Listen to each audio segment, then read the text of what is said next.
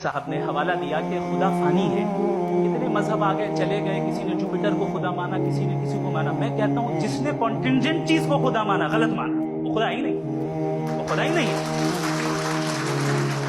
हम तो necessary being को साबित करने बैठे हैं, वो नेसेसरी कॉज जो इटरनल है, जो अबदी भी है और अजली भी है, हम किसी और को साबित करने नहीं बैठे। दूसरी चीज उन्होंने कहा कि फेथ एंड बिलीफ, ये एक ऐसी डेफिनेशन है फेथ की जो इन्होंने पहली मर्तबा पेश की है, या माफ कीजिएगा इन्होंने पहली मर्तबा पेश नहीं की है, रिचर्ड डॉकिंस ने पहली मर्तबा पेश की है। मुझे मालूम है ये सोर्स कहां से है। एपिस्टेमोलॉजिकली फेथ और बिलीफ का फर्क आप इस तरह नहीं कर सकते सर। फेथ सही भी होता है, गलत भी होता है, बिलीफ सही भी होता है, गलत भी होता है। जो लॉजिक, रीजन और एविडेंस से बैक्ड होगा वो फेथ सही होगा। और आप जिस फेथ की बात कर रहे हैं कि इलॉजिकल है और उसके पीछे नहीं है, ऑन द सेम पेज। हम नहीं मानते उस फेथ को, जो फेथ ऐसा हो जिसके पीछे कोई लॉजिक ना हो, एविडेंस ना हो, हम नहीं मानते।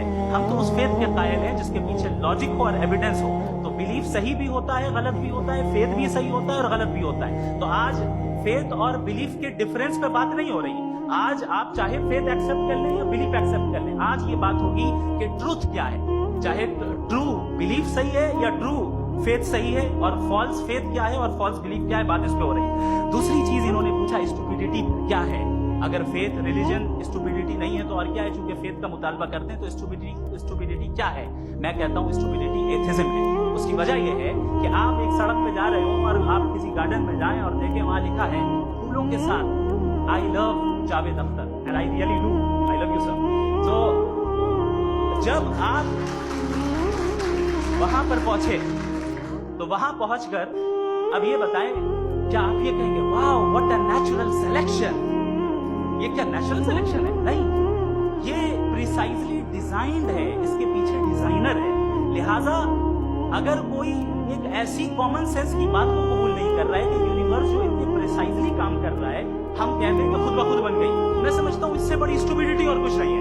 ये इरैशनल चीज है। फिर हमारे सर ने कहा कि आपने बॉल पे फोकस किया, आइलैंड पे फोकस नहीं किया। अरे आइलैंड को किसने बनाया यही समझाने के लिए तो बॉल की मिसाल दे रहा हूं। और बॉल भी कॉन्टिंजेंट है, आइलैंड भी कॉन्टिंजेंट है, दोनों नेसेसरी बीइंग का मुतालबा करते हैं। आगे इन्होंने कहा कि नेचर में कोई इंसाफ नहीं है। हम डिसाइड करते हैं कि मोरालिटी क्या होती है, इंसाफ क्या होता है। हम डिसाइड करते हैं, जैसे ड्राइविंग सीट में ट्रैफिक वाला, ये तो किसी खुदा ने नहीं कहा, ये है, इसे कहते हैं फॉल्स इक्विवेलेंस। ये एक लॉजिकल फेलेसी है। आपने जो है मिसाल दी ड्राइविंग की और ट्रैफिक की, ये सब्जेक्टिव मोरालिटी है। आप सब्जेक्टिव मोरालिटी को मिसाल बनाकर ऑब्जेक्टिव मोरालिटी के ऊपर नहीं थोप सकते। इंसाफ की ऑब्जेक्टिव मोरालिटी है। अगर आप ये कहते हैं कि नेचर में इंसाफ नहीं है तो इंसाफ का न होना ये नेचुरल हुआ, तो फिर नेचर को नेचर रहने दें। क्यों हम इतना स्ट्राइव कर रहे हैं दुनिया में इंसाफ लाने के लिए?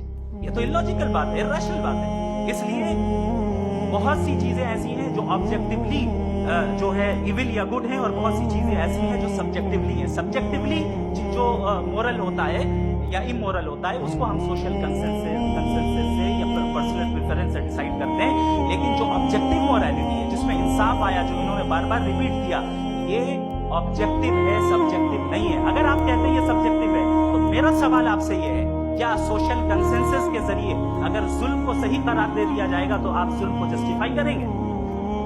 दूसरी चीज इन्होंने ये कहा कि 2 पैक शराब पी लें तो उतने पे नहीं रहता, बढ़ जाता है। यही मामला मजहब के साथ है। 2 पैक आप पी लें, बढ़ेगा। तो ये एक ऐसी मिसाल है, इसको कहीं भी फिट कर लें कि आप एथिज्म पे जब फिट करें, जब आप 2 पैक एथिज्म का लेंगे ना, तो वो बढ़ बढ़ के नॉर्थ कोरिया बनेगा। Thank you.